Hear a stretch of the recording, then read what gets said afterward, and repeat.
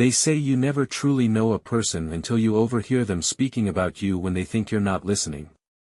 I used to believe that trust was unshakable, that love, true love, was built on an unbreakable foundation. My wife, Emily, had been my world for over 15 years. We built a life together, a comfortable home, shared laughter, shared burdens. But all of that shattered the day I heard her on the phone with her mother. "I am going to give him special drugs until he can't move," she whispered, her voice calm, methodical. "Then I will declare him incapacitated, take away his pension and insurance, and my lover will move into our house."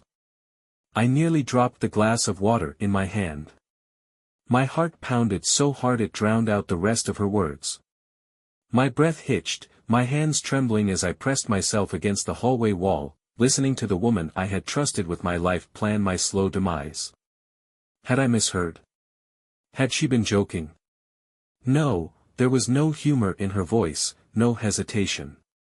It was a well-thought-out scheme, a betrayal so monstrous that I struggled to comprehend it.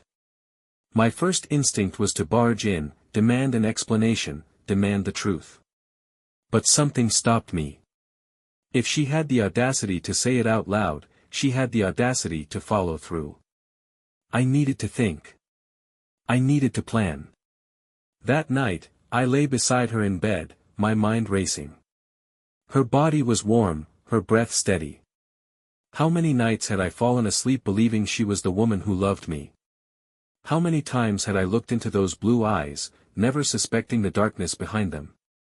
I wanted to believe it was all a misunderstanding. But I knew better. And so, I made my choice. The next morning, Emily woke up unable to move. I sat beside her, watching as her breath hitched, as confusion morphed into terror.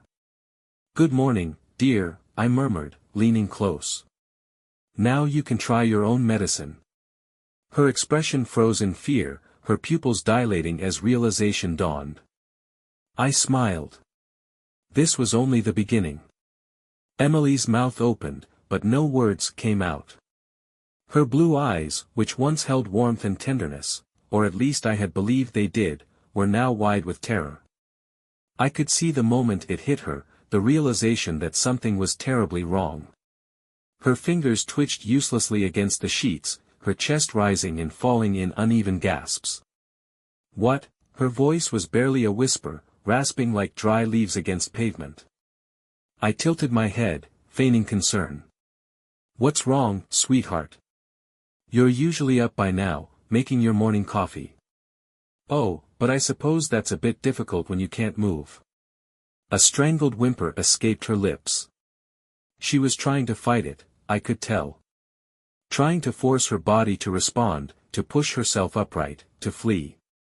But it was no use. I had spent the entire night watching over her, making sure she had consumed every last sip of the special tea I prepared.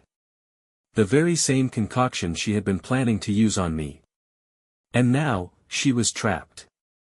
Her breath came out ragged. What did you do to me?" I smiled. "I'd ask you the same thing." Emily blinked rapidly, her mind scrambling for a way out. I could see the gears turning, the desperate attempt to shift the power dynamic. But she had nothing. For the first time, she was the one who was powerless. I leaned in close, so close that she could feel my breath against her cheek. "You're confused, aren't you?" I said, my voice soft, almost gentle. "Confused about how much I know. About how much I've heard. About how deep this goes." A flicker of something passed through her gaze, fear, yes, but also calculation. She was searching for a way out.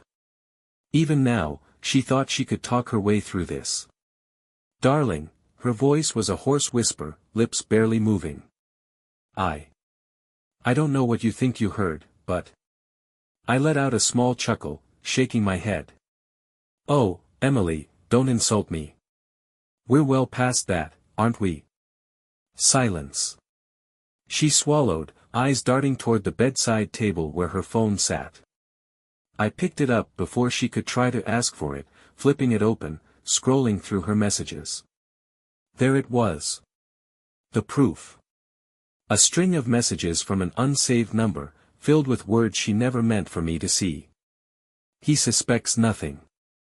I'll have him incapacitated within a week. Then, we'll be free. I let out a slow whistle, turning the phone toward her. You really thought I'd never find this? Her breathing hitched. For a moment, her lips trembled as though she wanted to say something, to deny it, to spin another lie. But she didn't. Instead, her face crumpled. Please, her voice cracked. It's not what you think. I scoffed. No. Then what is it, Emily? Please, enlighten me. Because from where I'm sitting, it looks like you and your lover were planning on getting rid of me.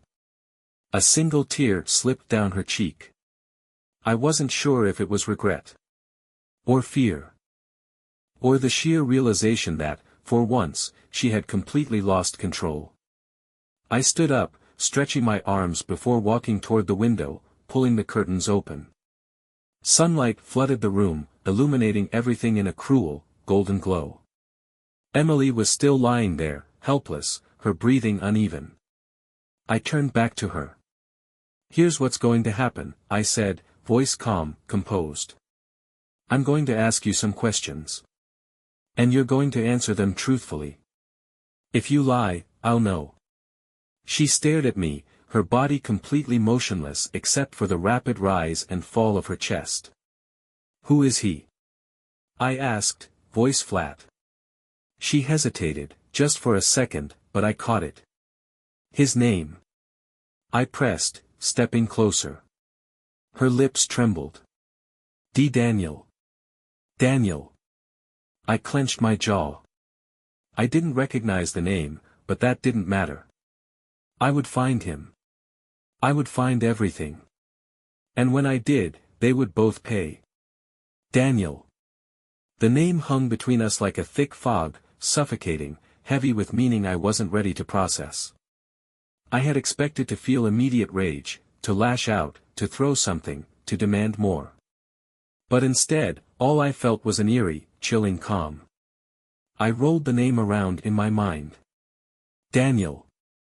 Who was he? How long had he been in the shadows of my marriage, whispering sweet nothings into my wife's ear while I worked, while I slept? Emily, still trapped in her motionless state, watched me, her lips slightly parted as if she wanted to say more but couldn't. Or wouldn't. I exhaled slowly and crouched beside the bed, leveling my gaze with hers. Daniel who? I asked. Her throat bobbed as she swallowed. Daniel Carter. The name didn't ring a bell. But that wasn't surprising. The betrayal of a lifetime usually comes from a place you least expect. I grabbed her phone again and opened the search bar, typing in the name. It was a common enough name, but I filtered through her messages, emails, anything that might lead me to him. And then I found it. An email, sent just 3 days ago. Daniel Carter. Subject, the plan. Emily, I can't wait any longer. The thought of another week with him in your house makes me sick. We should have done this sooner. You know what to do, just make sure the dosage is strong enough this time. Call me once it's done. My grip tightened on the phone, my knuckles turning white. Emily saw the shift in my expression. Please, she croaked, her voice barely audible. Just listen to me. It's not what you think. I turned the phone toward her, the email glowing on the screen. Not what I think? I asked, my voice low. Then tell me, Emily, what exactly am I supposed to think? Tears slipped down her cheeks. Whether they were of guilt, regret, or just pure fear, I couldn't tell. I stood up, exhaling sharply. My mind was a storm, my thoughts colliding in rapid succession. I needed to know everything. How long had she been seeing him? Where did they meet? How deep did this go? And most importantly, how far had she been willing to go to get rid of me? I took a step back, watching her struggle to move. It was a strange sight, This woman who had once had total control over my life, now powerless before me. You were going to drug me, I said, more to myself than to her. You were going to make me a prisoner in my own body. Then what, Emily? I looked at her, demanding an answer. Were you going to fake my death? Ship me off to some care facility while you and Daniel played house in my bed? Her lip trembled. No. Then what? I snapped. Silence. The longer she didn't speak, the more my rage simmered beneath my skin. I took a deep breath, forcing my emotions back down. Not yet. Losing my temper wouldn't get me the truth. I crouched beside her again, lowering my voice. Here's what's going to happen, I murmured. You're going to tell me everything. And if you don't, I lifted the phone, showing her the email. Daniel is only one call away. I'm sure he'd love to know how our morning is going. Panic flashed across her face. I smiled. There it was. The weakness. I had her exactly where I wanted her. Start talking, I ordered. She hesitated, then inhaled shakily. It wasn't supposed to be like this. I tilted my head. Like what, Emily? She squeezed her eyes shut, as if she could somehow shut out the reality of the situation. When did it start? I asked. A long pause. Then. Last year. A sharp pang hit my chest, but I forced myself to stay composed. Go on. Emily's breath shuddered. I met him at the gym. He was charming, funny. I didn't mean for it to happen. It just did. I laughed, an empty, humorless sound. It just did. I echoed. You accidentally fell into his bed, is that it? She winced, but I didn't care. I stood up and paced the room. And then what? You kept sneaking around. Lied to my face every day while you plotted to steal everything from me. She let out a broken sob. I didn't want to hurt you. I turned to her, a deadly calm washing over me.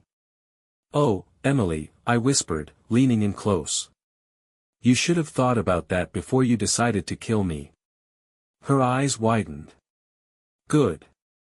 Because this was far from over. Emily's breath hitched. She stared at me, her pupils blown wide with fear, her body still useless beneath the weight of her own plan turned against her. She had underestimated me. She thought I would be the fool until the very end. Not anymore. I took a slow step back, allowing the weight of my words to settle in. You should have thought about that before you decided to kill me. Emily's lips parted like she wanted to protest, but she didn't. Maybe because, deep down, she knew I wasn't wrong. I ran a hand through my hair, my mind whirring. So, she met Daniel at the gym. A classic affair setup, casual glances, small talk, innocent beginnings that spiraled into something more. But why? What made her decide that being unfaithful wasn't enough? What made her leap from cheating to full-blown erasing me from my own life? I needed more. I needed the truth. I crouched beside her again, resting my elbows on my knees. You said it wasn't supposed to be like this, I murmured. Then tell me, Emily. What was it supposed to be? Her lower lip trembled. Her voice, when it finally came, was barely above a whisper. I wanted more. My stomach twisted. More. She squeezed her eyes shut, as if ashamed. I loved our life at first. I did. But somewhere along the way, I felt like I was drowning. The routine, the predictability, the same conversations over and over again. I let out a slow exhale, biting back the sharp retort on my tongue. So instead of talking to me, I said carefully, instead of working through it like a normal person, you started sneaking around with Daniel? She swallowed hard. It wasn't like that at first. I scoffed. It never is. She opened her eyes again, glassy with tears. He made me feel alive. I clenched my fists, my nails digging into my palms. I wouldn't let her see how deep those words cut. So you wanted out, I said. Why not just leave? A bitter laugh escaped her lips. Because I would have left with nothing. There it was. The real reason. She never intended to walk away empty-handed. She didn't want a clean break, she wanted everything. The house. The money. The life we built, but without me in it. And for that, she was willing to destroy me. My chest tightened as the weight of it all settled in. This wasn't just an affair. This was a calculated execution. I stood up abruptly, pacing the room. Emily swallowed thickly. I know you hate me. Hate you. I barked a laugh, turning to face her. Hate isn't even the right word, Emily. You plotted to rob me of my own life. Tears spilled down her cheeks. I wasn't thinking straight. I scoffed. Oh, you were thinking, all right. Thinking long and hard about how to get rid of me. She broke into soft, desperate sobs, her body barely trembling under the weight of the drug. I swear, I was going to stop. I tilted my head. Stop. I was having second thoughts, she gasped. I was going to call it off. I studied her, searching for even a shred of sincerity. But the problem was, I had spent too many years believing her lies. I wasn't about to start again now. I picked up her phone again, scrolling back to Daniel's email.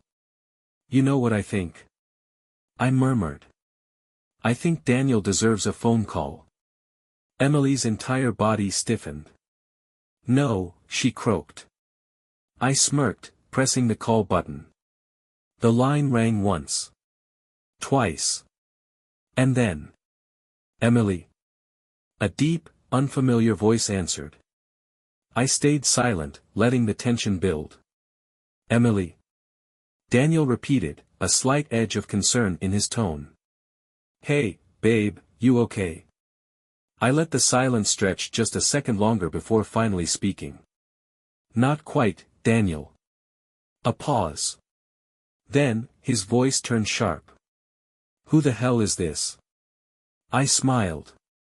I think we need to talk. Emily let out a choked sob beside me, but I didn't look at her. Because the real game was just about to begin. A thick, suffocating silence stretched across the phone line. Then. Who is this? Daniel's voice was sharper now, laced with confusion and, more importantly, fear. I let the moment hang in the air before answering. You know exactly who this is. Another pause. Then the line went dead. I chuckled, shaking my head as I set Emily's phone down. Wow. That's your soulmate.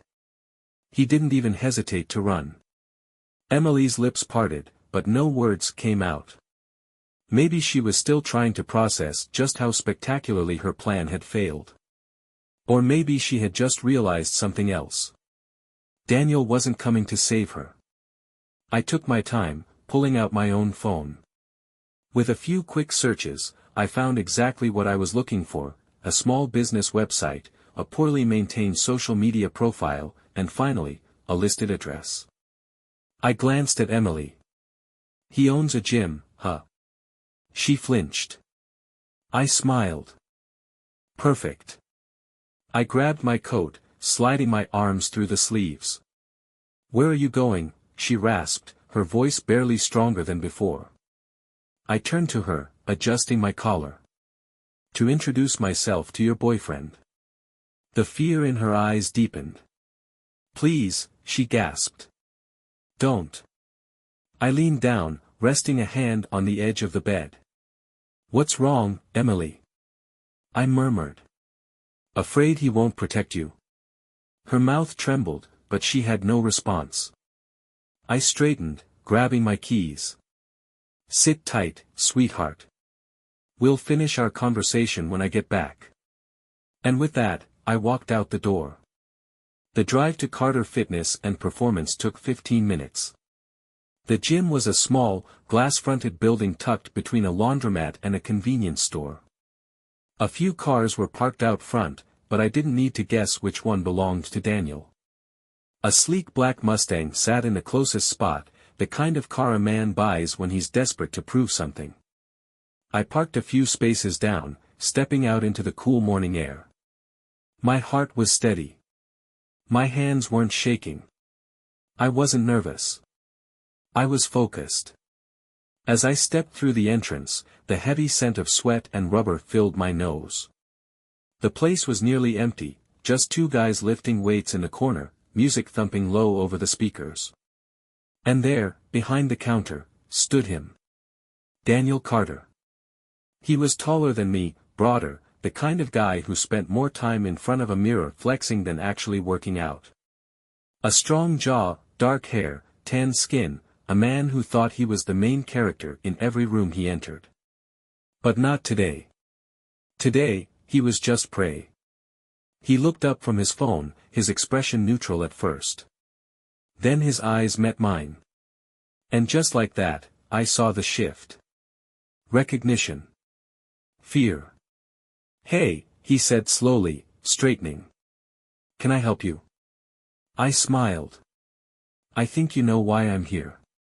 He hesitated, glancing toward the two men at the weights, as if calculating his options. Run. Fight. Deny everything. I leaned forward on the counter, keeping my voice low. "You've been sleeping with my wife." Daniel exhaled sharply through his nose, tilting his head. "Look, man." I cut him off. "She told me everything." His jaw twitched. "I don't know what she told me about the plan." That shut him up. His Adam's apple bobbed as he swallowed, his fingers tightening against the counter. I don't know what you're talking about." I laughed under my breath. "Sure you don't." For a moment, neither of us spoke. The music played on, the weights clinked in the background, but the world had shrunk down to just the two of us. Finally, Daniel exhaled, his voice dropping to a whisper. "Where is she?" I smirked. "Safe. For now." His eyes narrowed. "You hurt her." I chuckled. "You're worried about her now?" "That's funny. Because just yesterday, you were telling her to make sure the dosage was strong enough." His face paled. I pulled out my phone, tapped the screen a few times, and turned it toward him. The email glowed in the dim gym lighting. His own words, staring back at him. His hands clenched into fists, but there was no fight in his eyes. There was panic. I leaned in closer. "What's the matter, Daniel?" I murmured. "Not so tough when you're looking me in the eyes." He opened his mouth. Closed it. Then, he bolted. He spun on his heel and made a break for the back door. Coward. I was on him in seconds. I grabbed him by the back of his shirt, yanking him backward. He stumbled, barely catching himself before I shoved him hard against the wall. The two gym-goers looked up, startled, but neither moved to intervene. "Smart." Daniel gritted his teeth. "You're making a mistake, man." I pressed him harder into the wall. "No, you made the mistake." His breath came out ragged. "Look, she came to me, all right. I didn't force her into anything." I raised an eyebrow. "Oh. And the plan to drug me? That just magically appeared out of thin air." He had no answer. I smiled. "That's what I thought." Slowly, I released my grip, taking a step back. Daniel let out a shaky breath, rubbing his neck where my hand had been. He looked at me warily. "What do you want?" I tilted my head. "What do you think I want?" His throat bobbed. "Money," he guessed. I laughed. "I don't need your money, Daniel." He shifted uncomfortably. "Then what?" I leaned in, my voice a whisper. I want you to suffer. And judging by the fear in his eyes, he knew that was exactly what was coming. Daniel's breath hitched. He wasn't a fighter, not when the odds weren't stacked in his favor. He looked past me, scanning for an escape, but I stepped closer, cutting off his path. You thought you could get away with it, I murmured. That I'd never find out. He swallowed hard. It wasn't my idea. I smirked. Oh, so Emily dragged you into it? You had no say. That email says otherwise. His jaw clenched. Look, man, what do you want? I leaned in. I already told you. I want you to suffer. His Adam's apple bobbed. Please, don't do anything crazy. I studied him. That depends. On what? He asked, voice unsteady. I smiled coldly. On how fast you disappear from Emily's life. His eyes widened. You want me to leave? I nodded. You walk away. You don't call. You don't text. You don't even think about her. Daniel hesitated, then nodded quickly. Done. I'll go. I swear. I held his gaze for a long moment before stepping back. Smart choice.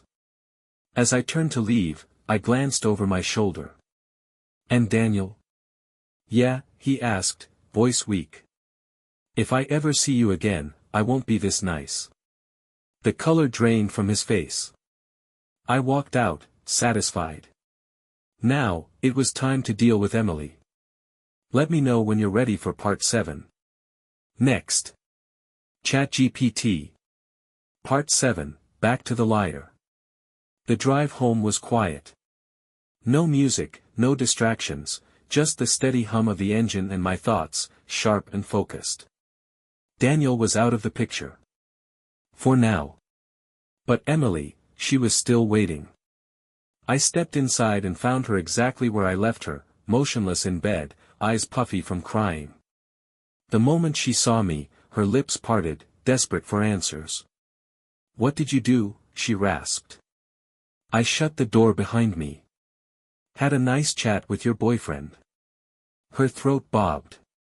Is he? I smirked. Alive? For now. A small sob escaped her lips. Save it, I cut her off. Daniel's gone. He won't be calling, won't be waiting for you. It's just you now, Emily. So tell me, what do you think happens next? Tears spilled down her cheeks. I don't know. I took a slow step toward her. Well, I do. She shuddered. Please. I tilted my head. Please what? Forgive you. Her silence was my answer. I sighed. Emily, I was never going to be your victim. You should have known that. Her lips trembled. So what now? I smiled. Now. We finish this. Emily's breath quickened as I stepped closer. She was still weak, the drug in her system keeping her body sluggish. But her mind, her mind was working overtime now, trying to find an escape that didn't exist. You don't have to do this, she whispered. I let out a small chuckle. Do what, Emily? Hold you accountable. Make you face what you've done. She squeezed her eyes shut. I was scared, she choked out. Daniel pushed me into it. I wasn't thinking. I scoffed. You weren't thinking. You were planning. 4 weeks. Maybe months. Tears slipped down her cheeks. I didn't mean for it to go this far. I leaned down, just enough so she could feel the weight of my presence. But it did. And now you have to live with it. She sniffled, chest rising and falling in shallow breaths. What are you going to do? I straightened, tilting my head. What do you think I should do? Her lips trembled. She didn't answer. I sighed, stepping back. You know, Emily, if you had just come to me and told me you wanted out, I might have let you go. Maybe we would have figured something out like adults. She swallowed hard. I didn't want to lose everything. I smiled coldly. And now you have. Her face crumpled. Save it. I turned away, grabbing my phone. Because now, you get to answer to the police. She gasped. No. Please. I dialed the number. Let's see what they think about attempted poisoning and insurance fraud. Panic consumed her features, but there was nothing she could do. This was the end of her plan. Now, it was my turn. Emily's eyes went wild as she realized what was happening. Her lips parted, gasping, her body still sluggish from the effects of the drug. Please, she croaked, struggling to move. You don't have to do this. I pressed the phone to my ear, waiting. The steady dial tone rang once. Twice. Her breathing hitched. We can fix this, she whispered. I arched an eyebrow. Fix it? I repeated.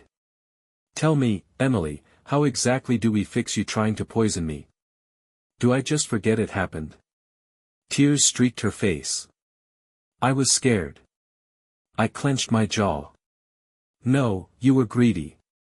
You wanted it all, our house, my money, my life, without me in it. She whimpered, shaking her head. I swear, I wasn't going to go through with it. I smirked. Funny.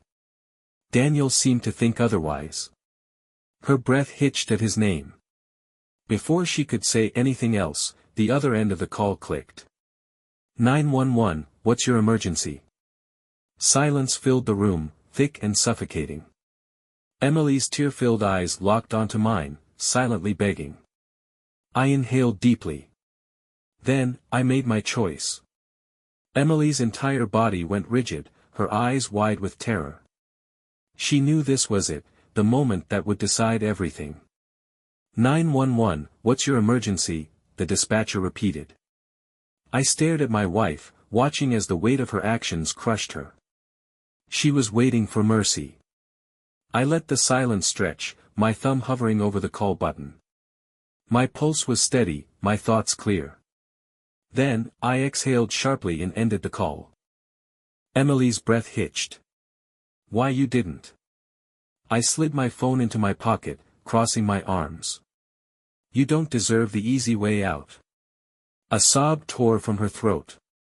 Please, just let me go. I'll leave. I'll disappear. I smirked. Like Daniel? She flinched. I leaned in, my voice cold. No, Emily. You don't get to just walk away from this. Her lips trembled. Then, what? I stepped back, glancing around the room, the home I built, the life I worked for. And then, I made my final move. You're going to pack your things, I said evenly. You're going to sign whatever I put in front of you. And you're going to leave with nothing. Her face crumpled. You can't do that. I chuckled. I already have.